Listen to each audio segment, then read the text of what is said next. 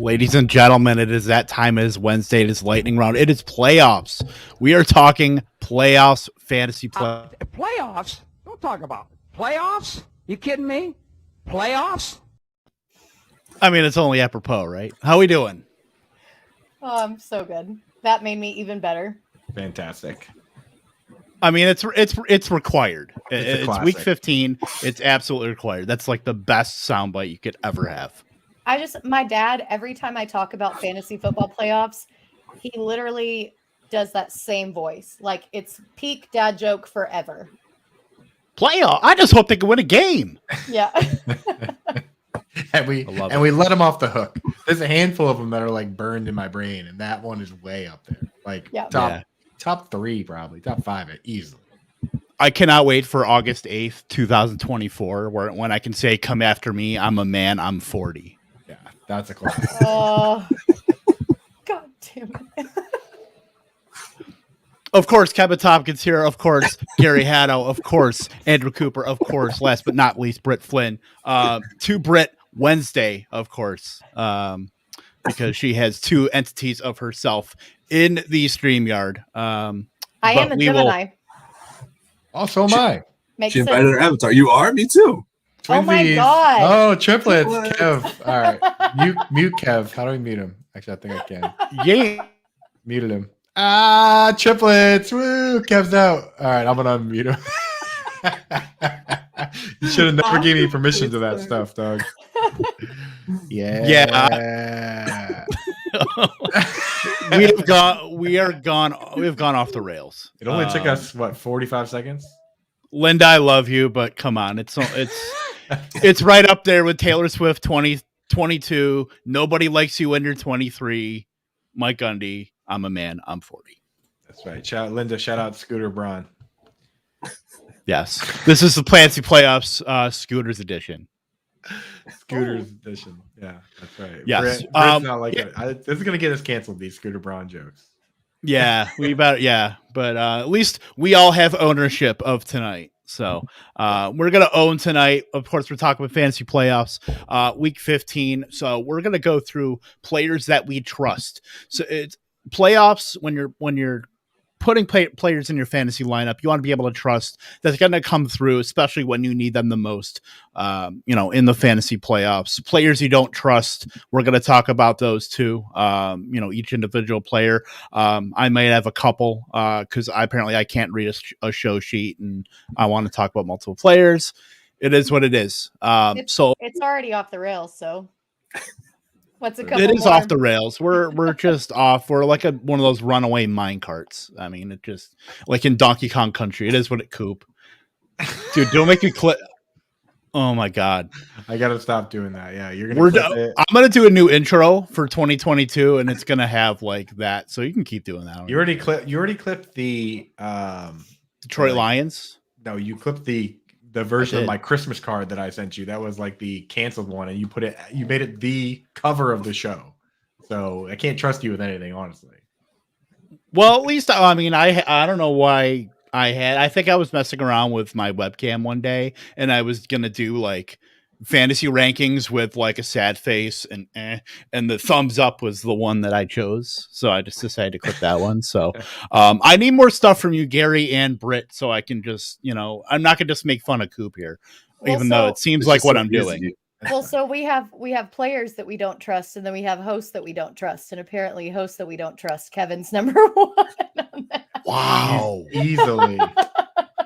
Wow. I will remember that. I will remember that. Like, I'm just a casual observer here. You were 2 casual observers tonight. Anyway, so let's get into some players we trust here for our fantasy playoffs. And whoever wants to start, I'm going to go last because I said so. So whoever wants to go first. I think after I saw who you guys have, Britt, you should go first. Let me go after Britt. Because hers is a perfect intro to mine. Okay, yeah. So, sure. All right. I volunteer Britt to go first. I volunteer as tribute. That's how that works. So, So Cooper Kupp's the obvious answer of players that we trust, but I'm not going to be like super basic, whatever. So I'm going to go with James Conner. And if you followed anything that I did in the preseason, anything that I've kind of touted this entire season, James Conner is the man. I don't care if he has a day-to-day like ankle injury. James Conner gets the goal line work. James Conner is the passing guy. Even with Chase Edmonds coming back, I'm not entirely certain that he's going to give up any more work to Conner. Like, I think that Conner has taken over that field. Conner's put over like between 25 and 35 points a game recently. Like, I love James Conner. Please don't let him get COVID. It's spooky. I mean, you talked about two guys there, Cooper Kupp and then James Conner. Dude, Cooper Kupp is in the COVID den right now. I mean, it's like the Browns and the Rams. I feel it's a scary place to be, right? You know, if you're banking on a guy. So, but I mean, geez, James Conner is a guy that anyone could have had. You know what I mean? I know Cooper Kupp, you know, technically anyone could have drafted him, but he was like a, you know, third, fourth round guy. So it did depend on your timing. James Conner, anyone could have had this guy. Conner was like a 9th or 10th round ADP, like consistently. Yeah. And every time he kept falling to me and kept falling to me. And I'm like, how are you guys letting him fall? All right, I'll scoop him up. And the best part about it for Dynasty is that they are both unrestricted free agents. And if I'm the Cardinals, I'm letting Edmonds walk and I'm re-signing Conner because the dude has just shown up in every aspect of what you could ask for as a running back. And if you were lucky enough to get him at kind of the down zone in any sort of keeper or dynasty league, I think you might have just struck gold for the value that you probably paid for him. I mean, I will say that when James Conner signed, I was like, what is he doing? Because he signed for 1 year, $1 million, like, which is damn close to the veteran minimum. And, you know, he's a guy that's produced before. I was like, why would he do that? But I mean, based on his production, there's no question he gets paid. So way to invest in yourself, right? Well, and Pittsburgh's offensive line was so terrible. Everyone's like, oh, Connor's injury prone. But he's not. He was just running too hard against a piss poor offensive line. And that's what caused those injuries. We've seen it this season. Like, he's been a pass catcher. He's been like an every down back, especially after Edmonds got hurt. Like, the problem was not with James Conner. The problem was with that line and the amount of volume that he got on a shitty line. Yeah, totally. And as Dr. Edwin Porras would tell you, injury prone is a lie. The only thing that worries me about Conner is just, you know, Chase Edmonds is kind of waiting in the wings, and Conner had 9 catches on 9 targets. I would venture to say if Edmonds plays the last 4 games, that Conner might not get 9 targets combined in the last 4 games. But he was making his bank on Arizona literally living in the red zone. So I don't see his value really changing that much. You're just taking some of the floor off of Conner with the passing work. He's obviously getting both with, you know, there's no running back to speak of behind him, you know, whether you want to count Jonathan Ward or, you know, Benjamin. So, we'll see what happens with Edmonds. But, I mean, if Conner got you there, you know, he's probably going to be in the top 10 to 15 of most roster players that got you, you know, on championship teams. I would venture to say he would be there. So you kind of you have to roll with it. Yep, totally. So Britt mentioned at the beginning of hers, she goes, oh yeah, Cooper Kupp's obviously the guy that you can trust more than anything, right? And he for sure is, right? Cooper Kupp is for the last 3 games, I pulled up the numbers. He's the number 1 wide receiver in PPR, 74.8 PPR points. So he's had 36 targets, 28 receptions, 348 yards, 2 touchdowns over the last 3 games. So averaging over 100 yards a game the last 3 games, right? Here's the guy that's second, right? So he has 74.8.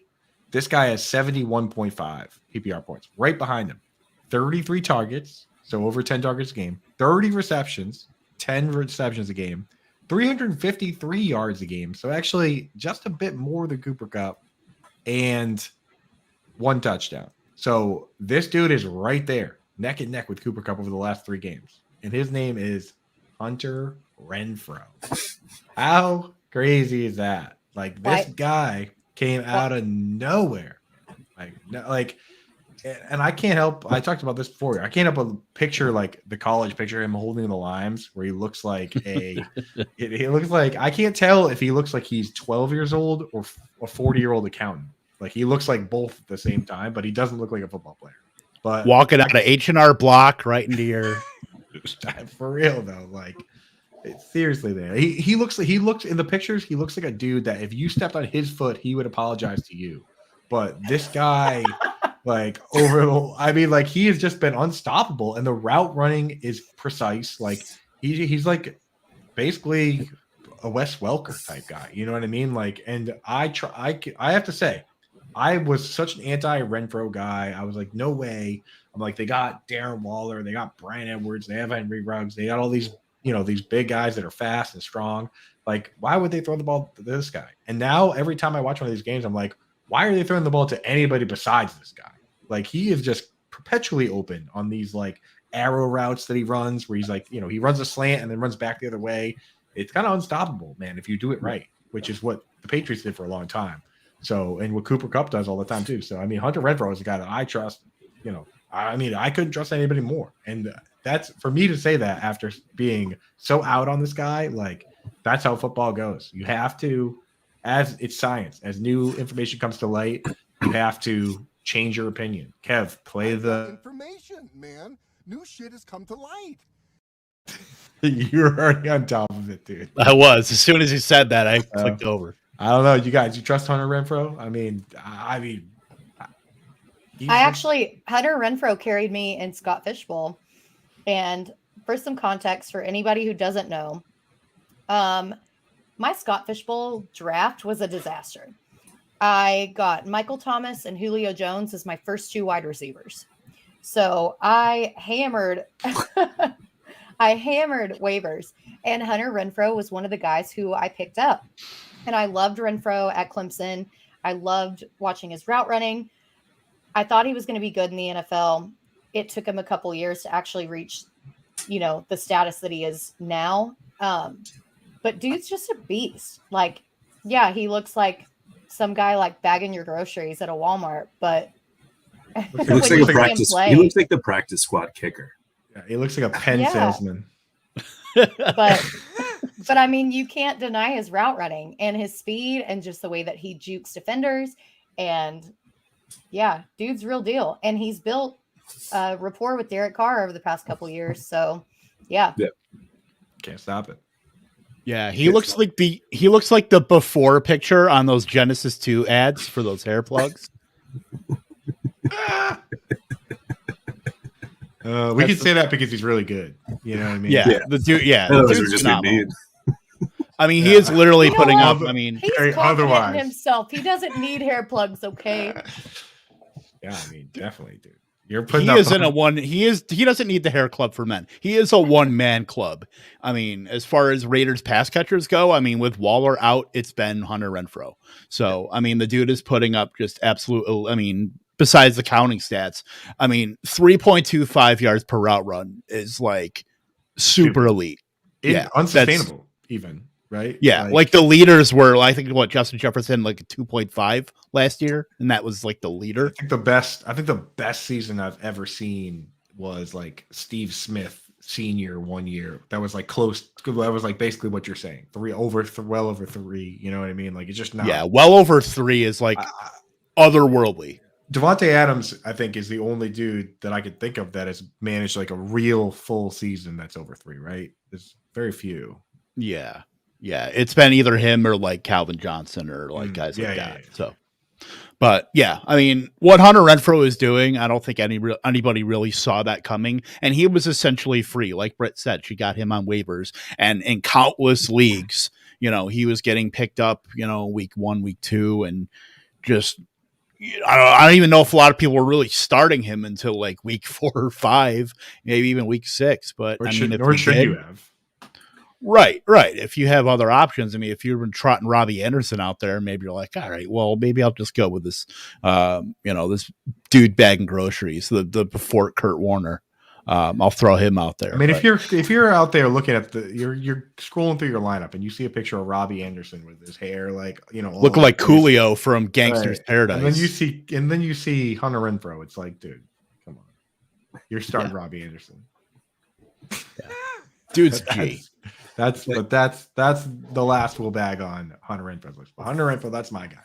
So Gary, who are you looking at? Well, just to put a button on this. So when we're looking at the show doc, Britt had put hers in, and she had put the Cooper Kupp and James Conner. And I thought to myself, I was like, man, I kind of want to talk about Hunter Renfro.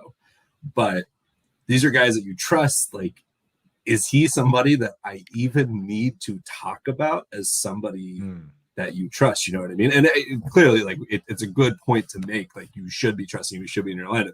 But I feel like he's at that status where he should be locked and loaded. If he is not locked and loaded, you have some crazy good roster at this point. So, the reason I picked him is like coming into these last 3 games, he had 36, 58, 49, 46, 30 yards. So, and then all of a sudden he just started going bonkers. You know? Totally. Completely get it. So I'm going to talk about somebody who I feel like is just on that fringe of who you're going to be starting or not starting. He's probably going to be an RB3, maybe a flex for people. But I think that you can now consider Melvin Gordon to be a running back too. And I think that it's the craziness of, you have the Javonte Williams season that has been all season. And when he's had the chance, sure, he's done it. But Melvin Gordon has been awesome. And I just feel like not enough people are recognizing that. Even if it's because he has so many touchdowns, I don't care. Like, he is doing it. They are getting the work. They have become a running team, especially the last 4 or 5 games. Even if they're splitting work, you are still getting success out of this. You know, he gets a few targets. It's nothing crazy, but his touchdowns haven't been crazy. He's just been solid for you. And, you know, this week coming up against Cincinnati is probably going to be a little bit tough just because the Bengals have been really good. Just their defense has leveled up. But this offense is leveled up, and they are a running team. And you can guarantee that when they get in the red zone, they will at least split red zone touches between Melvin and Javonte. And I feel like it just gets lost in the shuffle or the excitement for Javonte. And then what did pop up today? Javonte Williams dealing with some minor knee thing. And I'm sure it's not going to be anything, but it just adds a little bit of extra to get Melvin in there. And yeah, he has a sprained thumb, but I think you can trust him again. I think he's going to be a back-end RB2. But in this week where we have COVID bonanza, which I forgot we didn't intro the show with, there we have injuries, we have IRs, we have so much stuff going on. Like, I think people should trust Melvin Gordon to go out there, get them that, 10 to 15 points. And I feel like that's what you're looking for. You don't have to go and try and put somebody that's going to blow it up or have a really low floor. I think he has a high floor, and I think he has a medium ceiling. And, disregarding just the fact that they ran all over the Lions, I still like what Melvin Gordon has done. Don't like him long-term. No idea what will happen next year, but he's definitely done enough to make the Bronco brass say, man, do we just run it back with both of these guys next season? Delete that last part that Gary said. Can we edit that part out where Gary just called for the Broncos to long-term that 1-2 punch? Don't know if I called for it, but I think he's done it. There is something against the dynasty community. You're gonna get our show canceled, Gary. With I mean, he's no Jeff Ratcliffe, but I mean, I've actually tweeted something similar just to get a rise out of people. But I mean, like, I think that it falls into the communities that we operate in. Right? Reddit, Twitter, like, it's all hype. So if you look at Yahoo, Melvin Gordon's owned in more leagues than Javonte Williams, or it's at least very even. Somebody has both these guys, right? So but you notice who's the loudest, right? It's the hype crew that's always the loudest. But there's always that dude in your league. Sometimes it's the guy, that's drafting, that drafts Larry Fitz every year and still drafted him this year, not even knowing. But sometimes it's the guys that know what they're doing, and they're just the strong silent types that end up with the guys like Melvin Gordon, where they're like, this is the value, But so I get what you're saying, Gary. It seems like it's all Javonte Williams up and down the board. I think that's just the way that these communities operate. No one gets excited about the old guy. It's always the younger guy, right? Can I say the one that I actually wanted to put, but I couldn't because I don't know if he's even playing this week? And that's if Elijah Mitchell is playing. Elijah Mitchell is so damn good, but I'm a homer and I don't care because Elijah Mitchell in that running game is so awesome. If he plays, you start him and you have probably an RB1 and it's awesome. Okay. Trent Williams is my pick for Offensive Player of the Year. I just want to say that. Hell yes. Well, I was going to say just something really weird about Melvin Gordon. Like, remember when we did like the mock drafts and stuff for Fighting Chance, and I said Javonte Williams is going to go to the Broncos, and my husband said, "Why? They have Melvin Gordon," and I was like, "No, Melvin Gordon's washed. Like, he got his D-Dub, blah blah blah blah blah." My husband was correct. He completely like put me in my place. Like, yeah, they're both doing great, but I thought at this point of the season that Melvin Gordon would be out, and Chris proved me wrong. Like, Melvin Gordon is still a very real part of this offense, and it's really kind of cool to see because they're both still putting up enough numbers to make them both fantasy relevant. Yeah, I was in that boat too. I will definitely, I thought it was going to be Javonte's season once the second half pretty much started of the season, and Melvin Gordon is just a barnacle just hanging off the bottom of the ship. Well, it's not quite a ghost ship. It's not like the Texans or the Lions, but but he's on your long list of players who are dust. Is that not right, Kevin? Gordon hasn't been bad. He's not quite dust. He's no AJ Green, but he's AJ Green had a good game, and so did Odell. He did. He really did. AJ Green should probably be on this list with the Hopkins dudes. No. Oh my God. Dude. The next 3 games, AJ Green is going to be, I picked him up in a league just to keep him away from people. Right. He's like that dust storm in The Mummy. It's just fierce. Just fierce dust. Is anyone here watching old enough to remember The Mummy? They better learn. That's your homework. If you guys want to know what dusty AJ Green is going to be like with DeAndre Hopkins out, watch possibly The Mummy 2, or is that he's not The Rock though. Yeah, not quite. Ain't nobody the Scorpion King. Hunter Renfro is The Rock. I will say that the original Mummy was like my Brendan Fraser like awakening. And George of the Jungle was the prime. Oh yeah. dear God. Dude, I gotta watch the original Mummy again. That's such a great flick, dude. Well, on that note, I have the same pining for it that Britt has, but yeah, it's that. Yeah. She's in a league of her own. There you go. Come on. There you go. I think that movie for me was Titanic. It has tits. Titanic made everyone awake. I think you know. Like, It makes no sense at all. Just this whole conversation. Oh no, I think it makes a lot of sense. No, it does. So I'm gonna go with a couple because they're teammates, players that I trust, and these are obviously players that I've been talking about for the past 8-9 months now. T. Higgins and Jamar Chase. The way the Bengals are operating, T. Higgins is just absolutely lighting shit up right now. I believe his last 3 games, he has no less than 114 yards receiving. He's been wide receiver 2 and wide receiver 4 in PPR 2 out of the last 3 weeks. The Bengals have needed to pass a bit more, and not only, they're not doing it with raw volume, but it's concentrated enough with Higgins and Jamar Chase, and I guess you could throw Boyd in there, that it really doesn't matter. Joe Mixon hasn't been the Joe Mixon, at least for the first half of the season. So, Joe Burrow is showing that he's a lot more healthy. He's feeding these guys, and T. Higgins looks like the best receiver on the team. We know Jamar Chase is probably long-term is going to be a top, 7-8 receiver in the league, but there's no reason why T. Higgins can't be, just behind him there. And they've got, T. Higgins has the clear size to be able to jump ball, high catch radius. T. Higgins is just somebody that if you know me, if you know, you know. So, T. Higgins is somebody that you should have no problem slotting into your lineup the way he's been the last 3 weeks. They're going up against Denver, who has been tougher against wide receivers, but it is going to be a back and forth game. I'm not sure what the Vegas line is, but I would venture it's probably somewhere in the 50s. Baltimore their whole team is on IR, lost Marlon Humphrey, so not super worried about that. And then Kansas City has been playing better on defense, but Cincinnati's going to need to probably come from behind if they want to match up with Kansas City's offense. So, T. Higgins is going to have every single opportunity. Same with Jamar Chase. Jamar Chase has kind of been behind T. Higgins in the production department, but he had 2 touchdowns last week. So we know Jamar Chase, and he had a diving touchdown, which I think should have been a touchdown. So he had a shot at 3.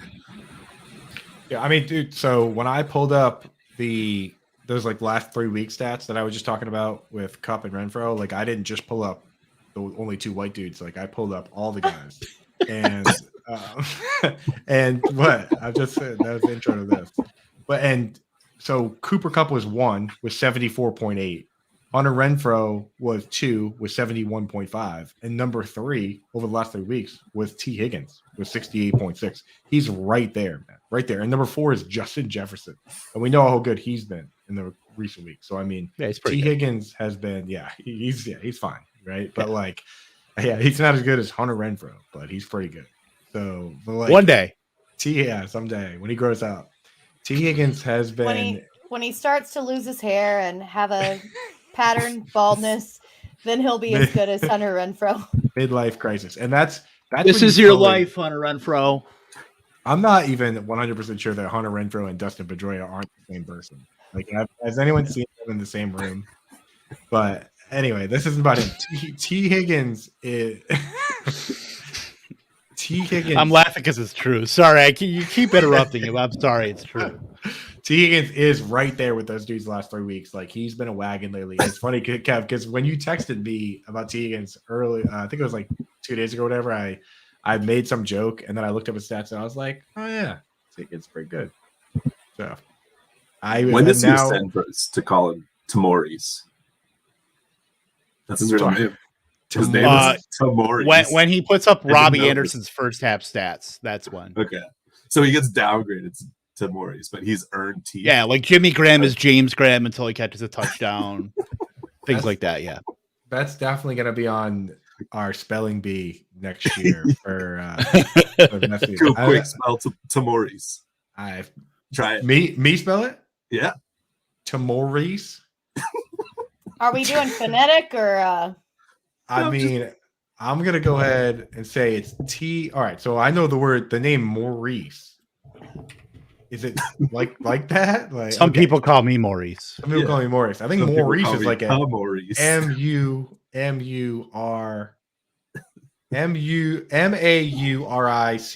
So I would just say Temaurice. It's TA.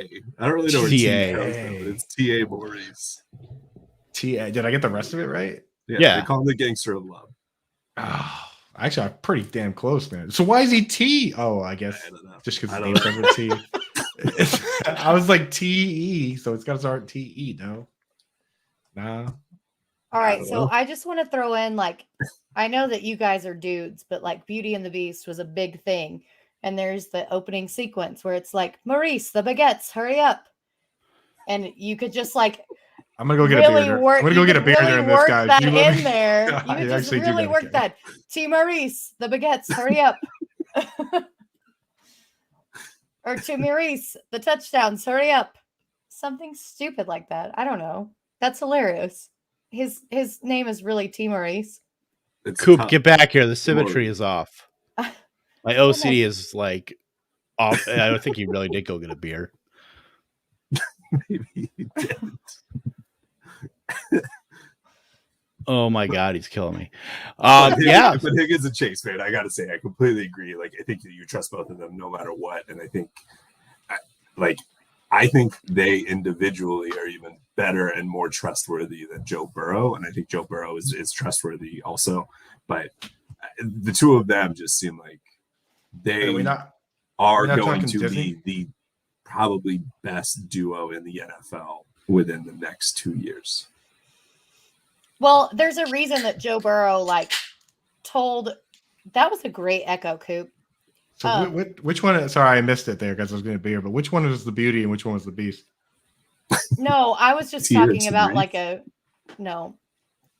Anyway, there's a reason that Joe Burrow went out and actually talked to his the GM and the ownership and the front office in Cincinnati and said, "Hey, we don't need an O lineman. Go get Chase."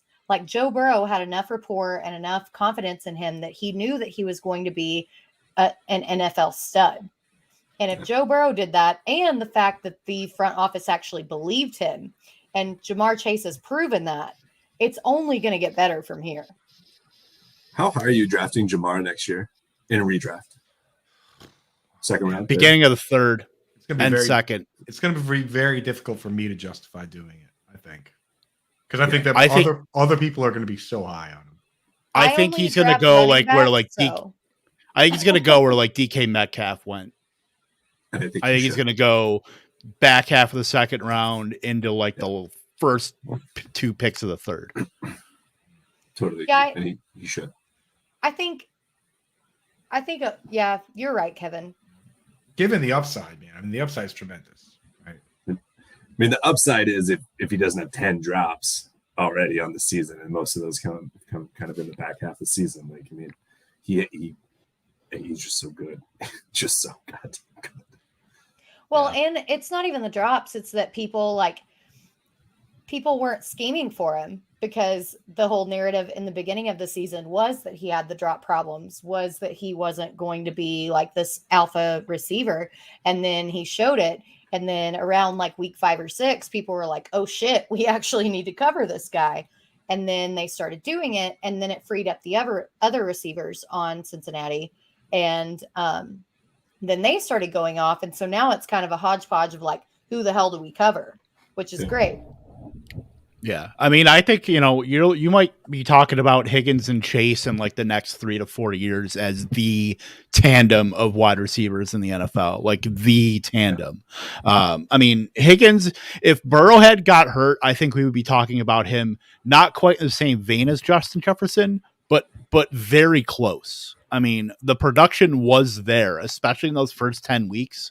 They were right there with Justin Jefferson. I mean, Justin Jefferson obviously went on and had pretty much one of the best rookie seasons ever. So it's hard to really match up with that, but Higgins was not far. And to see now ascending offense, Joe Burrow growing with these 2 wide receivers. I mean, they could do whatever the hell they want in the draft as long as they've got those 2 guys. They've got certainly a capable running back in Joe Mixon. I mean, they can load up on defense, or they can get just load up on offensive linemen. I think they're going to be right there in the AFC for a while. I was Jamar Chase, because T. Higgins is 22, Jamar Chase is 21, so forever. Yeah, right. Forever. Get that clipped. Get that in here. We'll get that. We will get that for next week. I promise. You guys got to send me. I need a list, in the group chat. We need a list of these are the things these are the video clips we need, and I will load them in. I just clip them and send them right to you, man. You sound like you're from London. That's perfect for the London games. I think I put that in for that. I think you did, yeah. I sent you a couple there, but all right. Let's get to the next ones, because players we do not trust. The players, but that's pretty much it. I think I just said it. So whoever wants to go first, who are we not trusting in playoff lineups? I'll go first, because I think, I don't know. Mine's just a frustrating one. CMC went down, and we saw earlier in the season Chuba Hubbard was waiver wire darling for a couple weeks, or at least we thought he was going to be, and he did okay. I don't think he was bad by any means, but I don't know. He just wasn't ecstatic or anything. And then CMC goes out again for the rest of the year. Now, pretty much last week was Chuba Hubbard's first time taking over the backfield, and He 10 for 33 and a touchdown, and that was his 4th touchdown on the season. Like, he hasn't really done that well in that department. And now you have this offense in shambles. You have a DJ Moore hamstring. You just don't really know what that offense is even going to look like. And they're about to play Buffalo, Tampa, and New Orleans. But So Sam Darnold's coming back. If you went hard on Chuba and you were banking on him to be an RB2 for your playoff run or something, I just pray that you have a roster where you do not have to start him, because I am so nervous you're going to get 3 points out of him each of those weeks. He doesn't catch the ball. He doesn't even get targets. Like, they have Amir Abdullah for that. So I don't know what upside there is, and I just feel like his downside is just atrocious. I just hope Linda's not in the chat anymore, because that's her baby. He's an Oklahoma State guy. But you're right that Amir Abdullah played more snaps last week than Chuba did, like a lot more. I know it was that type of game script, but those are the game scripts he's going to have. That type of game script where you lose to the Falcons.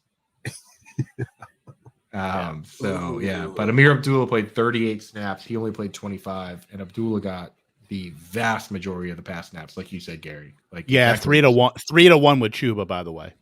3-1. So yeah, I don't trust him, man. I can't do it. I'm with you, Gary.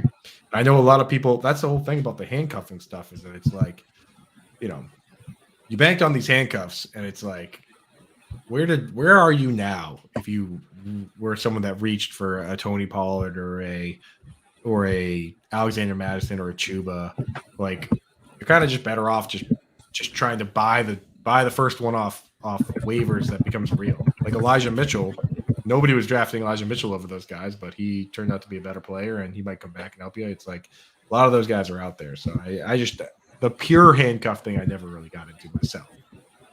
No, it's like, the whole thing about handcuffing is that the backup guy is not necessarily going to be the guy that's going to produce the same amount as the feature back. And a lot of people disregard that. And Chuba Hubbard's a really good example of that. And I think that Chuba Hubbard is a good back. He's just in a bad offense. The whole Carolina thing, like with firing Joe Brady, like on a bye week, is really suspect. Like, who knows what's going on in that offense? But if you want to handcuff somebody or want a backup, try to trade for them. Try to pick them up off waivers. Don't waste a bench spot on somebody like that. And it should have been a red flag by them testing out Amir Abdullah and bringing him in to give him work and see if he can be on the team. That Chuba Hubbard is not the guy. I mean, he probably could be in the future, but he's definitely not going to be at this moment in time. There's still so much quarterback uncertainty between Darnold coming back, Cam, PJ Walker mixing in. Like, this offense is disgusting. I hate it. And I hope that Chuba gets better next year, because he deserves better. Yeah, the firing of Joe Brady, that was a complete surprise to me. Maybe not to people close to the team or within the organization or whatever, but I was like, wow. And like, that's, if you were rooting for Terrace Marshall. Oh, I was 100%. Joe Brady being fired is bad news, right? Because he was his coach at LSU. So that's a yikes. Yeah. I'm just gonna go back to what I literally just typed, and that's free DJ Moore, because the dude deserves better. I mean, right now, Robbie Anderson is going to be a league winner for somebody, and nobody's going to start him, and he's going to score like 20 points a game in the next like 2-3 weeks. Just, that's what he always does. He always like balls out in like weeks 15 through 17. He's pretty much all they've got right now. I mean, unless you want to throw a nice old dart at Brandon Zylstra, says nobody ever. So yeah, DJ Moore, hamstring is probably going to do him in, at least for this week.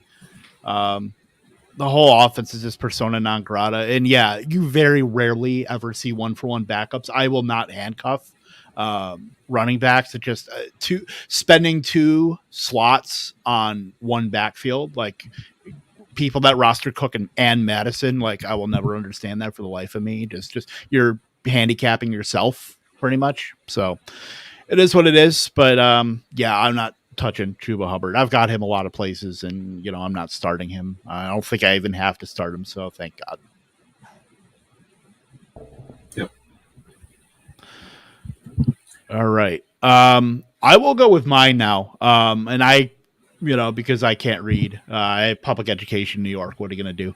I chose Noah Fant and Dalton Schultz. And I'll start with Noah Fant, who the worst thing for him right now with Denver is not only them running the ball a lot more, but Albert Akui-Boonham being there is pretty much a thorn in his side as far as Noah Fant to gain any sort of upside in this offense right now as it stands. Like last week, for instance, they were pretty much right up neck and neck with running pass routes. I mean, Albert Akui-Boonham ran where I have it right here, 54% of routes, and Noah Fant was running about 65% of routes.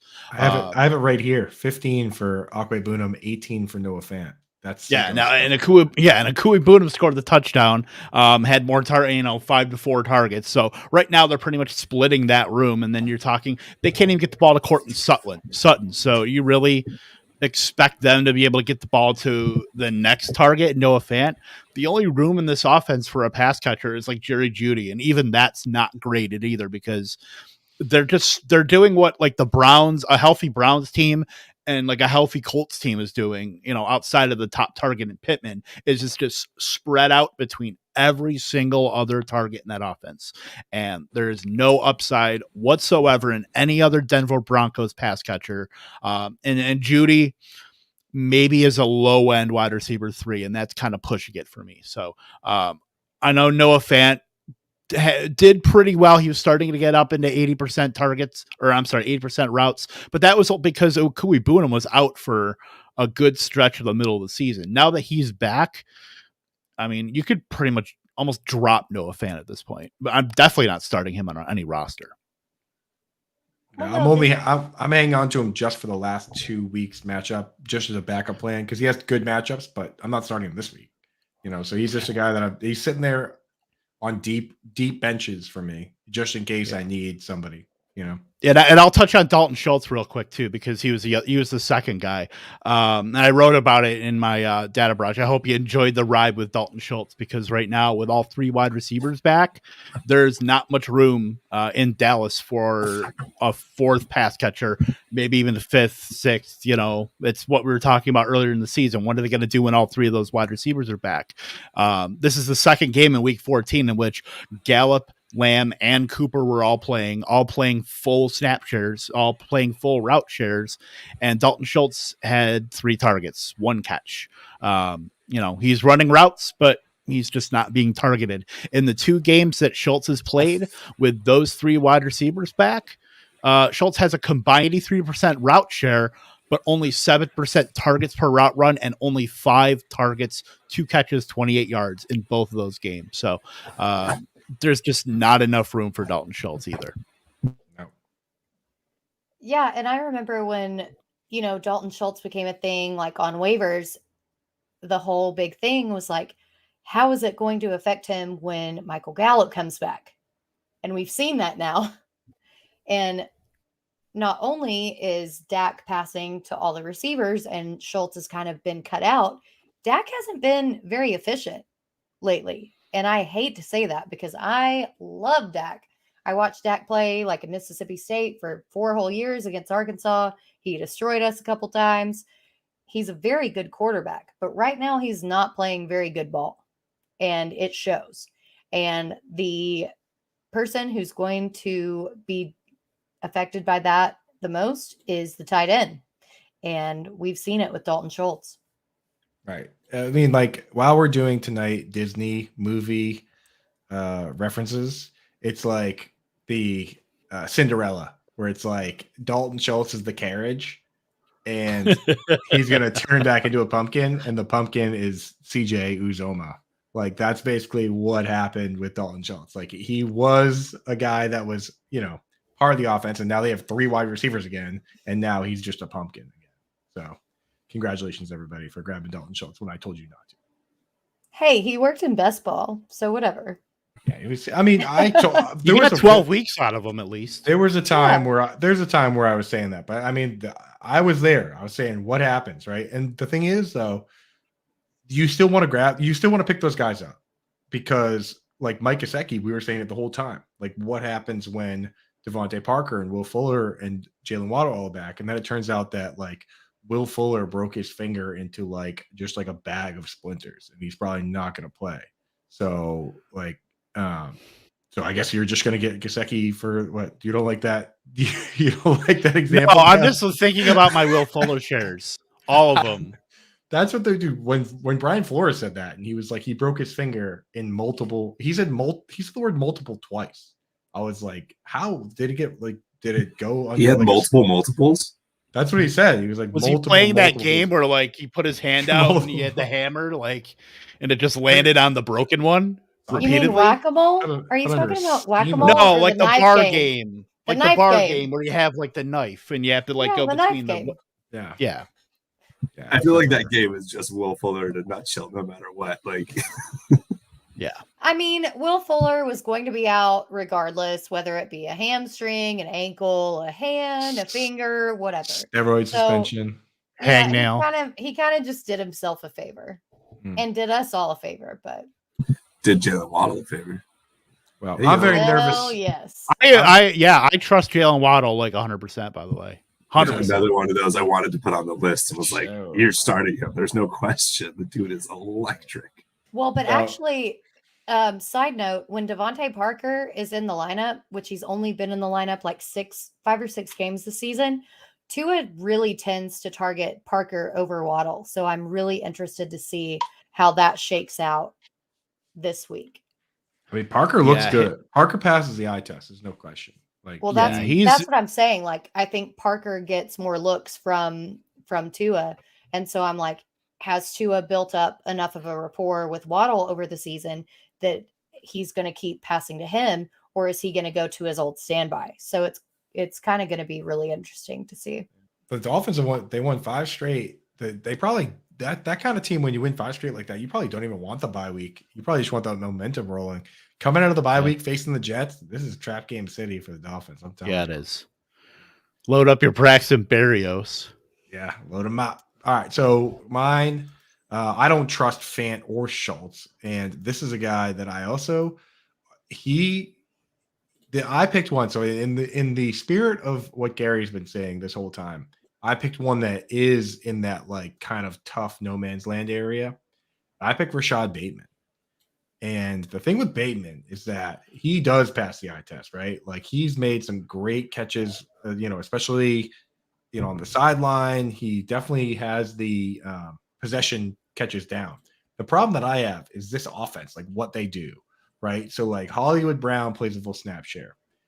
Mark Andrews plays a full snap share. Then when they use all the linemen and then you have the fullbacks and the tight ends, you can't give everyone full snap share. So even last game where they ran a ton of snaps and threw the ball, I think they ran 50, almost 60 pass plays. I think it was like 57 pass plays, and even then Bateman only played 65% of the snaps. That scares me, especially when you look at the week before where he didn't catch a single ball. Like at any given time, he could not do it, right? And this isn't best ball. Like Britt was bringing up, like you need guys that can do it every single week. If Bateman goes out and gets 30 fantasy points this week, and then the next week he gets 3, you got smoked. You know what I mean? Like you need guys that can do it 3 games in a row. That's where we're at now. 3 games in a row. That's where Kev is coming from with Noah Fant and Schultz. And I'm like, oh yeah, well, save him for the matchups. Like you need dudes that you can trust every single week. And this dude, I can't trust him for 3 straight weeks. I just can't. Like it's just, I start him if I have to, but do you trust this guy to go out and have 3 weeks in a row where he's good? Nope. And here's why. He is the assuming rational coaching, like cautionary tale, because Sammy Watkins has been pretty much, since he has come back, has been a thorn in the side. The only reason why Rashad Bateman ran 75% of the routes was because Sammy Watkins left the game. I mean, he left the game in the third quarter, but it was pretty much Bateman in there from on out. I mean, the week before in week 13, he ran on that one target, no catches, 38% of the routes. And that was Sammy Watkins hitting 55% and pretty much taking his share. And then the week before, 57%. So you want guys that are going to be out there. And, if he's basically a handcuff to a guy, to Sammy Watkins, like, I don't want Sammy Watkins anywhere at any time. I mean, if you're putting Rashad Bateman behind him, I mean, that calls coaching and that calls kind of personnel into question there. But maybe just Bateman isn't in the cards for 2021, and that's fine. But I mean, you can't trust him as far as I can throw him, and that's not far. And this is a game where Patrick Ricard and Nick Boyle were hurt. Like, Patrick Ricard has played more snaps this year than Rashad Bateman by maybe 100. Like, Patrick Ricard consistently out snaps Bateman as the fullback. And every time you put a fullback in the game, a wide receiver comes out. Every time you put a second tight end in the game, wide receiver comes out. It's a horrible, terrible thing for fantasy. And, as long as Harbaugh is successful, the rest of us can't sleep at night. Like, we want what Sean McVay does. Sean McVay picks 11 guys. Riverboat Ron Rivera. You pick 11 guys and you put them out there till they're hurt. And then once they get hurt, you put the backup in and he plays every snap. That's literally the Rams every freaking week play like 6 or 7 players, and that's it. Like, everybody has like a 90% route share, and then Skowronek has like 2, and that's it. That's fine. Well, side note, Skowronek is the number 3 on the Rams because there's Cooper Kupp, Van Jefferson, and Skowronek. And those are the only 3. Those are the only 3 wide receivers who are healthy. You can change my guy that I definitely don't trust to Ben Skowronek. My Skowronek. Yeah, Ben Skowronek is. We're helping Chris Berman out, by the way. Skowronek. Yeah, we're setting him up. Yeah, but Ben Skowronek, I wouldn't trust that guy. No. Oh, I have a question. I want to know what your trust level is for Hollywood, because Hollywood was the first I don't trust that I typed into the doc and then I deleted it because I trust any of those dudes. Well, like, seriously, are you starting Hollywood even as like a flex? If I made the playoffs with Hollywood, that means that he's probably at best the 3rd wide receiver on my team or a flex. I mean, the dude gets like 50 yards a game at best. He hasn't scored a touchdown in like you need the big play from him. Month, like I don't trust him either. At least he had a series there where he was getting a bunch of targets, like a ton. And especially like we don't even know, like, is Lamar coming back? Like, their offensive line's kind of decimated. Their secondary's definitely decimated. Like, how do you trust people like that? And Mandrews is about the only person on that team that I can absolutely put my trust in. The rest of them are just like roll a dice and see how it goes. I think Mandrews, dude, swoon. Mandrews the best. Oh, it's awesome. He's hashtag good. I agree. All right. Last one up is Britt. I really don't want to talk about this because you guys know how. Oh, no, you're well within your bounds to talk about this man. And you know why. I know why, but y'all know why I don't want to talk about this man, because Nick Chubb has been my damn ride or die since he came into the league. Even when he was in college, when he played for Georgia, Nick Chubb was the man. However, gonna mention some more COVID shit. The entire offensive line is out with COVID. Baker got a positive COVID test. The head coach is positive. Kareem Hunt's out with an ankle injury. I mean, it's a mess. And it really, really, really, I wrote this in the show sheet. It sucks ass because Nick Chubb is such a talented running back. But in this situation and under these conditions, I really don't think that he's going to be able to produce. Like, yeah, the Raiders are 31st against the running back, but when you can scheme and just stack the box the entire time because you don't have receivers, you don't have a quarterback, you're not going to be successful running against them. And it really hurts my heart and it hurts my soul.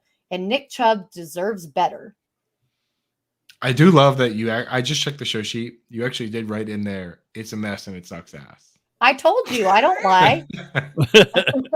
I didn't know you wrote that verbatim, but you actually did put that that's on the sheet.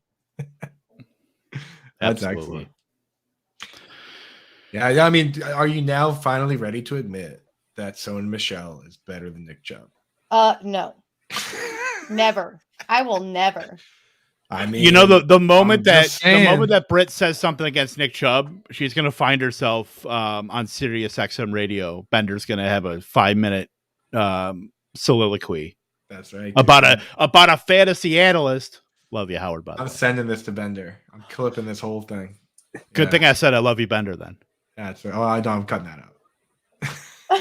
out. Shit. I mean, but you guys are right to like Nick Chubb in a vacuum. I mean, the guy's a freak, right? Like he's probably the best pure runner in the league. I'd say, man, him and Derrick Henry. I feel like in general, like if you just put every guy out there with two defenders and no one blocking, I think those guys would consistently do the best against them. Let me just tell you this. So we were at, I'm a festival person. We were at Harvest Fest, 6 years ago, whenever Chubb was he was still playing at Georgia. We were listening to the football game at the festival. That was the game that Nick Chubb broke his leg. Oh. Playing against Arkansas. Then the next game, the next year, he came back from a damn broken leg and still ran almost 200 yards over us. The dude is a beast. He will not be deterred. The guy is super aware, football intelligence, everything. He's just got the whole package, the athleticism, the vision, everything. Nick Chubb is the dude. And I hate that he doesn't have a damn line. Well, if there's one thing we can find solace in, it's Case Keenum to DPJ YOLO balls all game. Let's go. On a random note, if you have room, this maybe should lead us into what I feel like should be our final thing. And that's just the COVID situation and how to manage your rosters going into weeks 14 and 15 and 16, whatever, 17. And that's not week 14 because that already happened. D'Ernest Johnson. I want to go look. I was like, I'm just going to go see because if something happens to Chubb, we've already seen what Case will do with D'Ernest, and D'Ernest was awesome that week. But obviously with COVID just rampant throughout, if you have a wide receiver 5 or even 4 and you have no intent that you will ever play them, find other people that have COVID situations that could be super advantageous to you or to keep them away from your opponents. Drop these fools if you won't be playing them. Just drop these fools. That's how I'm approaching all of this. I keep having people these situations. Gary, I keep having people on Reddit and stuff, and they're like, I can only roster one tight end. And then I'm like, well, what's your bench? And they're like, well, I have these 7 wide receivers on my bench. And I just have to, just in case they break out. I'm like, dude, I can't drop Alan Lazard. What? He's my wide receiver. He's my wide receiver 9.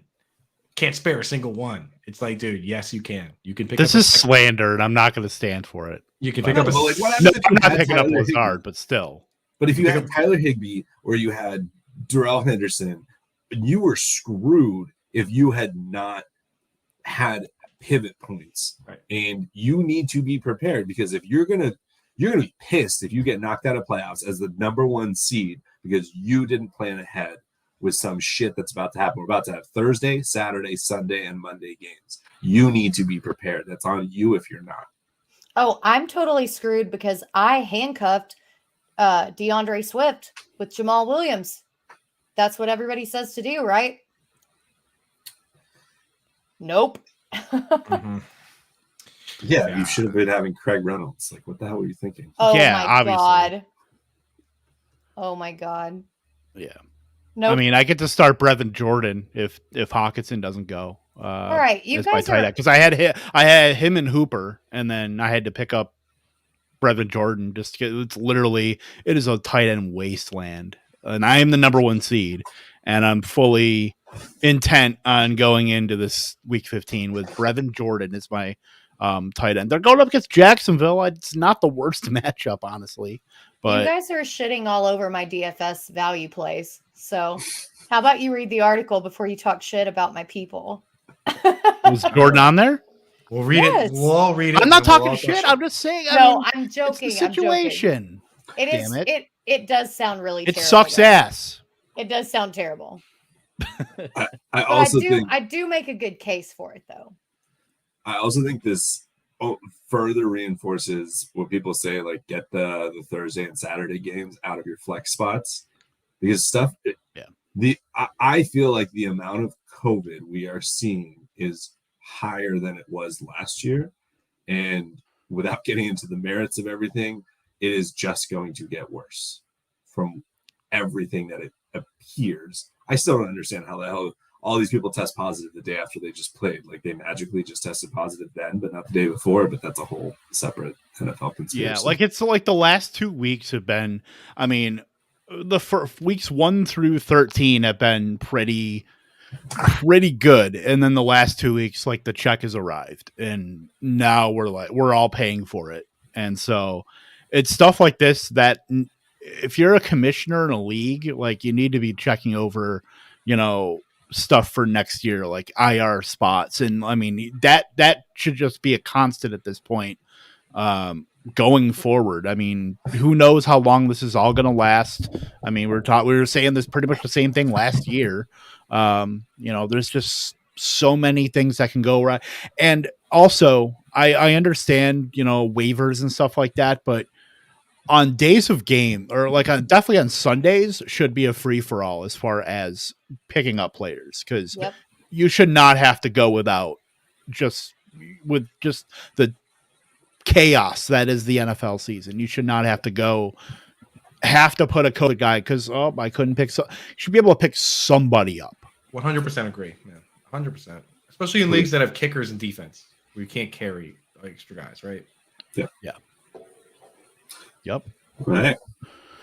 All right, kids. I think that'll about do it for at least this week here. Of course, we'll be back next week with some more players that we do trust or not trust, or if that's the format. I don't know. It's up to St. Gary what we decide to do, and we'll definitely go ahead and communicate that. But at least our producer and president of Lightning Round Football, Gary Addo, and also Scott Fishbowl champion. So emeritus. I didn't hear your highness. Like, what the fuck? Well, that's we're at the 102. And now we're demonetized. I didn't know if you wanted us to say that in front of Do I the not audience. get 2 votes? Yeah. Well, Gary still has 10 from the original split. Yeah, Kevin has 2, and I ended up with only half of one. Oh, so that's how that works. I do leverage it. That's why the picture of the cover of everything is just a terrible picture of me. Do it again. I only have half. Do it again, Coop. Do it again. Do the zoom. I need to see it. Do it. It's the loop zoom. Yeah. That's Loop's move. I just found out accidentally that I could do it. So yeah, but shout out Jordan Loop who invented that move. That's a classic. Yeah. New again, daddy Jordan Loop, by the way. Yeah. Double dad. Another offspring to call him Jordan. That's kind of a great nickname, Jordan Double Dad Loop. I love the double D. Yeah, double D. All right. Well, on that note, we will hop on out of here. We will see you, of course, for Sunday. 3 of us here, not Mr. Andrew Cooper because he's big time and big leaguer. For the Calm Before the Storm, myself, Gary, and Britt, we will all be there Sunday morning. And then Coop will just keep zooming in with the eyes. The eyes are what make that. I got to put that back on a banner, by the way. Wow. The drama. Started off the rails, finished off the rails the way it should be. Beautiful. Oh my God. That's my Adam Gase impression. All right. No, you have to look around at all the bugs. Coop, for real? Stop it. Get some help.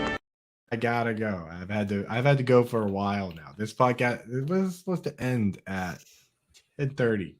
All right, we out of here. No, God! No, God, please, no! All right, we are actually out of here. We will see you on Sunday for the Calm Before the Storm, and of course next Wednesday.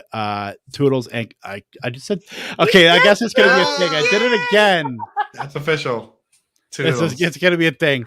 We will see you on Sunday. For the love of God, I'm like disappointed right now. Toodles, Kev. Toodles.